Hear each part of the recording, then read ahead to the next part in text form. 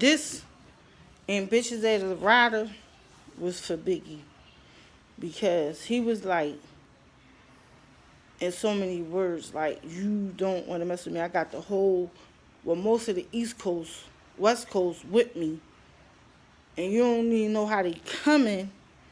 And he was warning Biggie, like, we either going to rumble, something got to give, like, something really got to give because you think it's sweet.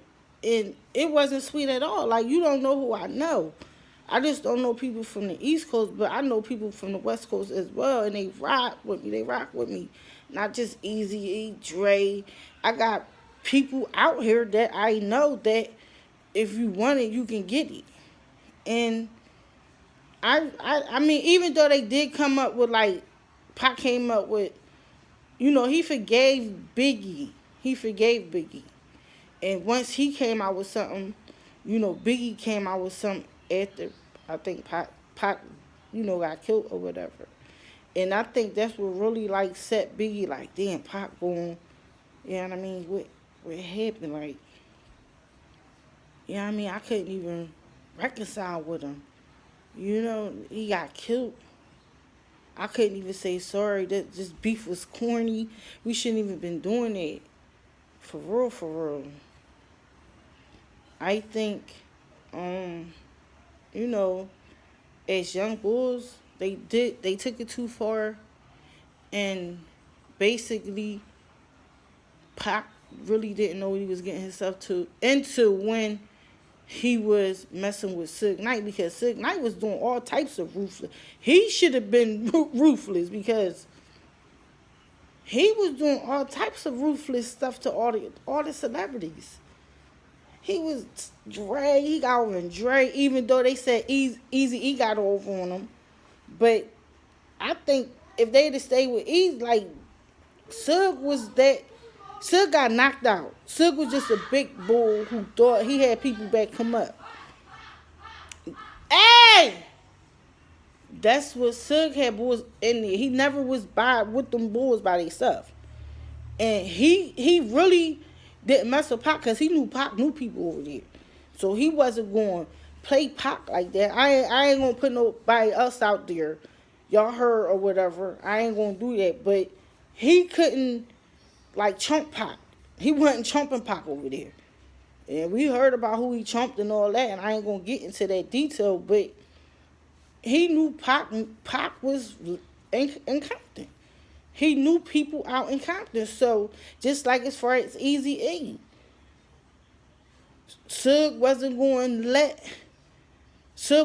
do nothing Easy because Easy knew bulls out there that would have took Suge out of here, as well as Tupac. And Tupac was loyal to them. They loved Tupac. Tupac was loyal to them bulls out there. And he was going to put Biggie on. But he just couldn't get out of Death Row. See, once he was with Death Row and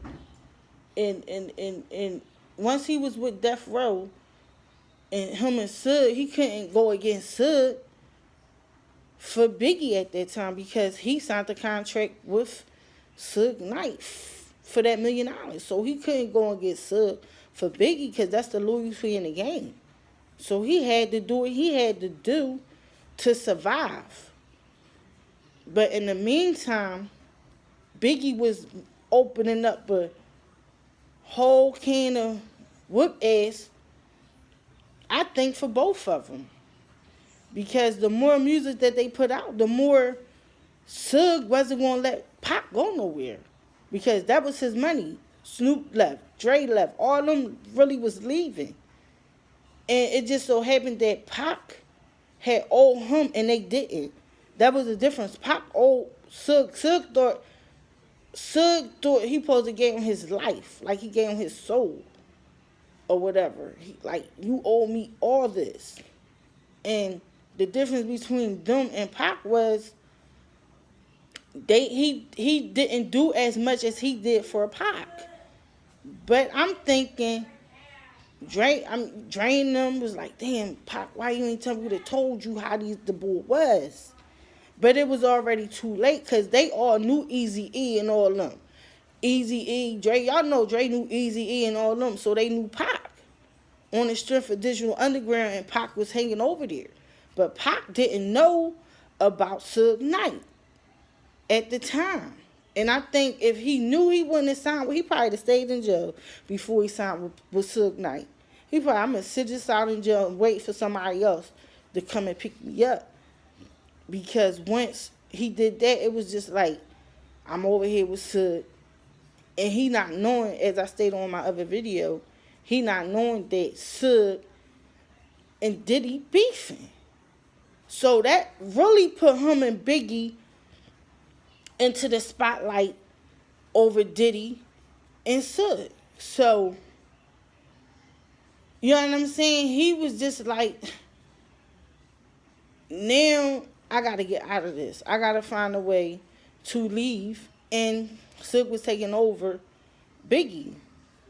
But Ambitious as a rider was like, I got bulls over here who riding with me, Biggie. Like, you think it's sweet over here, but it's not. You seeing something you don't really see. You don't see this whole different world over here. Like, it's a whole different world from New York to Cali. It's way different. And that's what he was trying to tell Biggie, like, you done got us in some mess, boo. Like, you really done got us in some mess as far as Biggie Pac getting shot up 5 times. And, you know, however, you ain't get me out of jail. So that's when I know Pac was coming back to New York. I know he was. He was coming back to get the throne from Biggie.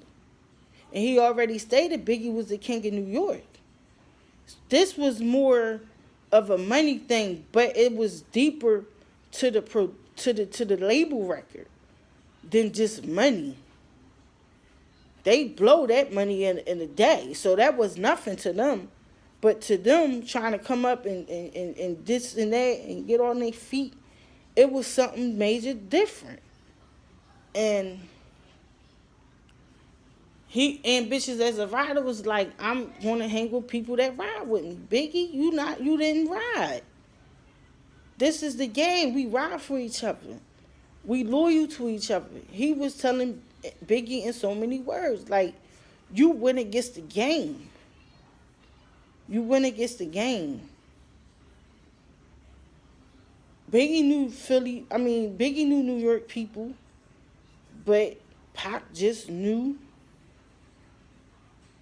people from both sides.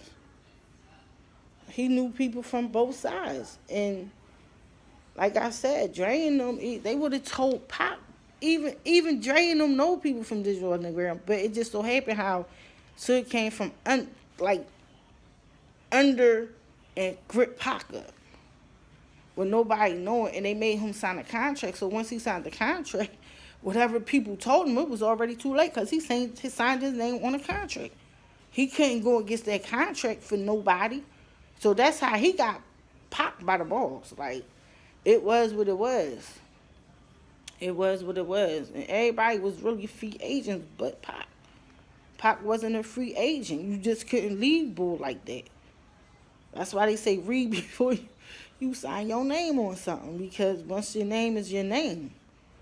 So that's why he came up with Ambitious of a Rider. I don't really think he wanted to beef with Biggie, and I don't think Biggie, you know what I mean, wanted to beef with him, but they didn't have a choice at that moment in time. And it cost them their life, and it's crazy. It's crazy, like, senseless over greedy people.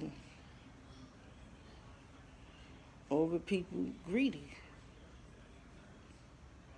And can't nobody tell me Suge ain't had nothing to do with Pac getting killed. I don't believe it. It just don't make sense. How Pac get killed? He didn't even get shot. He got grazed. And they pulled off. That was, I think that was a set. I know it was. I ain't think. I know that was a setup. I ain't know it was a setup. And right, like a couple years after that, y'all noticed Suge started deteriorating. Suge done so much to people. You can't put it past me like he didn't get Pac killed. He did so much dirt to NWA, Easy. He did a lot of dirt over in Cali. So you can't. I'm just not gonna believe Suge ain't had Pac killed. His name just ain't right. He don't have no good talk about. Nobody talk good about Suge. Nobody talks good about Suge in the hood. It's just not happening. No good word on it, man. And they got in something they didn't even know what they got into. And it was too late. Once they found out, it was already late. But I'll hit y'all with another video.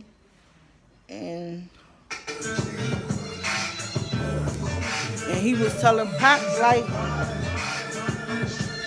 that's what these bulls over here doing. They riding around, cops.